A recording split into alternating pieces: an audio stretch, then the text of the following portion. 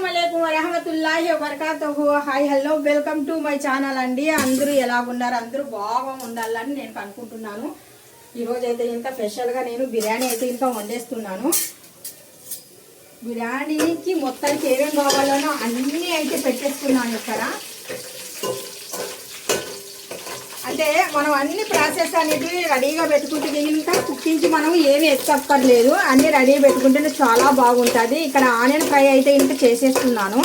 అక్కడ ఎసురులో రైస్ అయితే వేసేసాను, మంచి మసాలాలు వేసి ఎసురు పెట్టేశాను అనమాట. ఇంకా తర్వాత ఇక్కడ ఫ్రై అయితే అవుతుంది నాకు ఉల్లిపాయ. ఈ ఫ్రై అయిన ఉల్లిపాయ అయితే ఇంకా తీసేస్తాను. ఇంకా ఆ తర్వాత ఇంకా మసాలాలు ఏమేమి వేస్తున్నాను ఏంటి మొత్తానికైతే ఇంకా ఫ్రై అయితే అయిపోయినాయండి. ఇప్పుడైతే ఇంకా ఉల్లిపాయ సైడ్కి తీసేస్తున్నాను.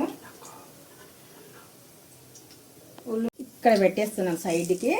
ఇంకా కొద్దిగా ఏదైనా ఉన్నా కానీ సరే పర్వాలేదు, అది వదిలేస్తున్నాను.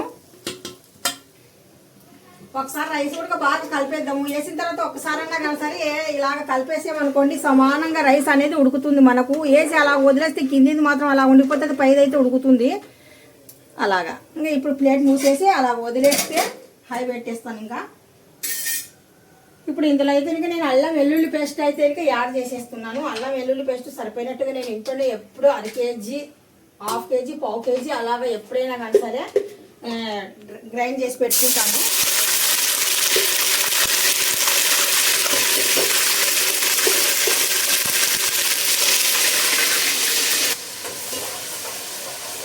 సనా హోమ్ ఛానల్ చూడండి. మీకు నచ్చినట్టుగా అయితే ఇంకా లైక్ చేయండి, షేర్ చేయండి, కామెంట్ అస్సలు మర్చిపోకండి. మీ కామెంట్ కూడా పెట్టండి.